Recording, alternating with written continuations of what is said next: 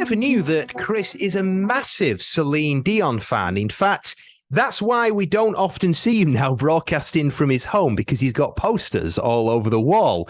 That is the case, isn't it, Chris? It certainly is. Yeah, yeah. My heart goes on. Oh, very good. I like it. Shoehorning in a song Well, pun there. This is Chris, and Chris is a doctor of. Would you like to explain, Chris? well, I am I'm a doctor in theology and Okay. philosophy. Those are the areas of study. So no good if you've got an illness or a broken leg. Don't come to me. He can have a crack at it. I mean, again, have a crack at a broken leg. Do you You know, get I the am making jokes and I don't even know I am now. So we were trying to work out, and maybe the listener can help with this, when it was the last time that we did one of these, because I seem to think that we didn't have one last week. I think it was broadcasting from my house last week. Yeah, maybe it was the week Was that the before. case? Yeah, yeah. It may But maybe. when you watch this back, can I just apologize for what you can see on my behalf? Because you'll see cables to one side of me. You'll see that we've got a window blind up at the moment, and it will get better. In the words of D Ream, things can only get better. So don't judge it off what you're seeing right now. This is a work in progress. But at least we're here. And I'm told that we're actually on air still, and Chris was listening earlier on. Well, I wouldn't miss Celine Dion, right? Well, absolutely. So, for those who don't know, what we do is we have a bit of an education on a Monday morning in which Chris, he sort of tells us or shows us an artifact, and I have to try and describe it down the radio, and you get in touch to try and guess, and then we find out what this artifact is. Now, we've had loads of these over the recent months, and if you ever miss them, then if you go to our social channels, you will be able to see what you have missed. They're all up there in short little bursts. So over to you, Chris. What have you got for us this week? Okay, well, I'm going to show an image that listeners watching later will be able to actually see the image. But in terms of describing what you're about to see, Gareth, I want you to imagine you're an Air Force pilot. It's the late 1950s, and you're looking out of your window as an Air Force pilot, and you see something that's emerged, which people haven't seen before, especially with the view that you've got from the sky. So, what do you reckon, as Air Force pilot Gareth, you can see out of your Wow. window as you fly over? So, how to explain that? We've obviously got an aerial shot of some land. There's quite a lot of green trees around it. But then the rest of it looks like it's from a very hot country, and it looks like it would have temperatures a lot higher than what we get here at the UK. But then there's this strange platform. Now, that to me, immediately, I thought that's a coffin. I don't know why I thought, but I was like, that's almost like a sort of a coffin, I guess, with its top off. Do you know Okay. what? Yeah. Psychologically, I think that there's something going on here in my mind, because when you hold up these pictures, I see things that the normal average person doesn't see. And I'm not sure if that's a good thing or a bad thing. But this looks like it would have been some sort of ruins of something. You've got an edge going around it, and it seems to be almost a little bit cone shaped in the sense that the bottom is a lot thinner than the top is, but that could just be the angle of the picture. So it looks like it would have been some sort of building, some sort of structure maybe from a long, long time ago. And then above from that, in the top left-hand corner, or at least my top left-hand corner, it looks like it would have been some sort of asteroid has hit there maybe. There's a massive hole. It looks very dusty. Am I anywhere near this, Chris, at all? I think that's a pretty good description. I mean, just to add for the listeners, the scale of it, this is huge. If you compare with the trees, whatever this thing is, it is pretty massive what you're looking down on. And I won't say more about it, but you've given a good description. I think it's late 1950s, 57, I think. Turkish Air Force pilot, I'll give that away, looking out of his window, sees this, and it sparks off an archaeological quest like no other for the next couple of decades. And there's still a museum attached to this, even though, as we will find out, all may not be as it appears. But anyway, we're going to talk about this. So, if you can have a guess at all of what this may be, I'll be very, very impressed, to be quite honest. Then you get in touch with us right now. The number to do so, we're on WhatsApp, is 0161 511 9555, and we'll find out next.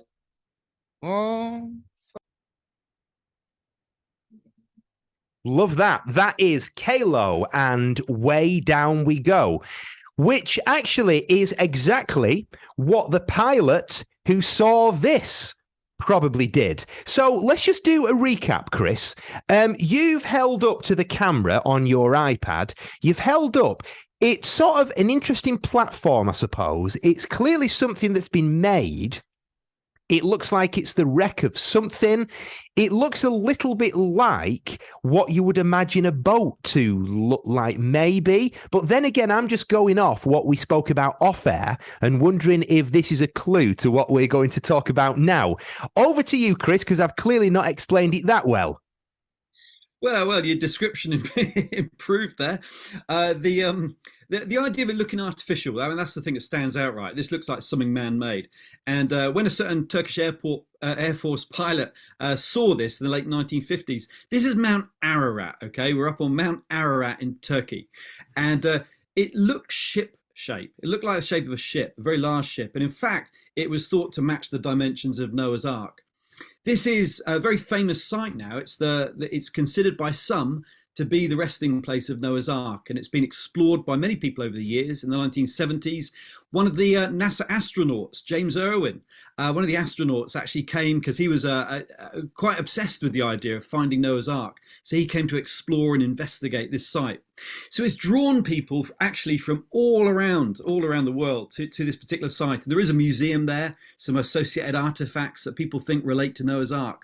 So given what was in the news, of course, last week about people who love to try and find shipwrecks, here's an interesting one. Could this be a shipwreck on top of a mountain? Well, if it were, it would fit with a description in Genesis chapter 8 of the resting place of Noah's Ark. Remember, in the Bible, in Genesis, it describes this great flood, and Noah's Ark, which would have preserved the animals and the family of Noah, came to rest, we read, Genesis chapter 8, verse 4, on the mountains of Ararat. It would have been cloaked in ice for many, many decades, and as the ice has gradually receded, this apparent structure emerged, and it was thought that it could be Noah's Ark. Now, I'm going to disappoint you, but then don't worry, I've got something encouraging coming down the line. The disappointment is this is not Noah's Ark.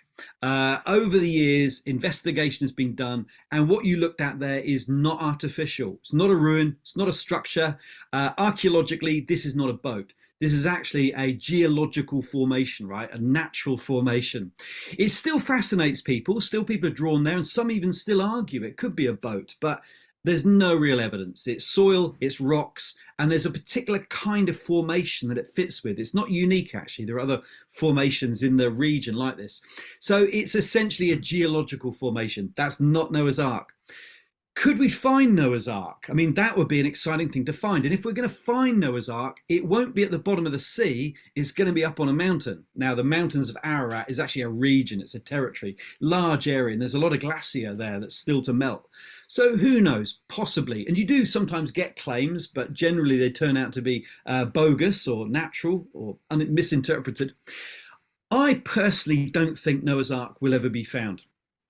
And the reason why I think that is, people in the ancient world were great recyclers. They were always recycling stuff. So if you had a lot of work timber, a lot of quality work timber resting there on dry ground, I don't have any question that over a few decades, people would have gone and taken some of that wood, used it in buildings, in other structures, in all sorts of boats and so on. So they would have recycled the timber, and the timber would have been lost to history. So I don't think it's credible that that enormous structure that Noah built would still be sitting there waiting to be found by explorers. So I may be wrong. If I am wrong, you'll be the first to hear. I'll be very happy on Connect to tell you about a real discovery of Noah's Ark, but I'm not holding out any hope. However, boats are found. And this is something I can share with you that's very exciting. When the Sea of Galilee dried up a few years ago, well, we're really back in the 1980s when there was a drought, In the mud on the shoreline of the Sea of Galilee, this boat was found. And this is a genuine 2,000-year-old boat from the time of Jesus. And if you watch the video back later, I can show you the ribs of the boat that are still there. But just listening, I mean, I can tell you that this boat is a stunning thing to see. It is exactly the kind of boat that Jesus would have sailed in with his disciples. And it was found on the shore of Galilee, not far from Capernaum, a place called Migdal. And it had been buried in the mud under the water. And only because of a drought, the water level dropped, and in the mud emerged this really well preserved hull of a fishing boat that would have been in use at the time of Jesus. It's quite remarkable. When they first found it, they called it the Jesus boat, because who knows, maybe it's the very one that Jesus used. We can't prove that. It's a boat from the time of Jesus, and that's remarkable enough. 2,000 years old, preserved, even with some associated artifacts, jars and coins and other fishing hooks and so on. So other implements found with it. And that boat would have been bobbing up and down on the waters at exactly the time when Jesus was in ministry. In fact, we read in the Gospel of Mark that one day a great crowd formed around the Sea of Galilee to listen to Jesus. And to get a good hearing, he didn't stand on the shoreline on the beach. He got into a boat, went out a little way from the shore, and he preached to the crowd from a boat. Now, maybe that was the very boat. Certainly it's the kind of boat that Jesus would have used. And we can be that well connected to the Jesus of history that we can see the kind of boat that he would have spoken from. You can see that boat to this day. It's in a fantastic museum. They preserved it, very special chemicals they had to use to preserve the wood, because once you lift it out of the mud, it will rot really, really quickly. So they preserved it in chemicals, and they put it into a metal frame, which again, if you watch this back later, you'll see the metal frame, which is earthquake proof, by the way, because we're on an earthquake fault line here. So it's an earthquake proof metal frame that holds the thing together. And you can go see it for yourself. If you're ever out in Israel near the Sea of Galilee, you can visit it. Truly incredible. Thanks so much, Chris, for that. And we love this feature. We really do. And you'll be able to watch this later on when it goes up on our YouTube, and we'll put little snippets out as well for you to see on our socials. But what an interesting little feature this is. Now, we have Chris on every week. If you ever read anything in the news about, this has been found, we're currently looking for that, and you would like us to ask Chris about it, then do let us know. You can get in touch. You're probably best emailing studio@connectradio.com. And as always, Chris, thank you very much for that. Thanks, Gareth. Thanks. See you next week.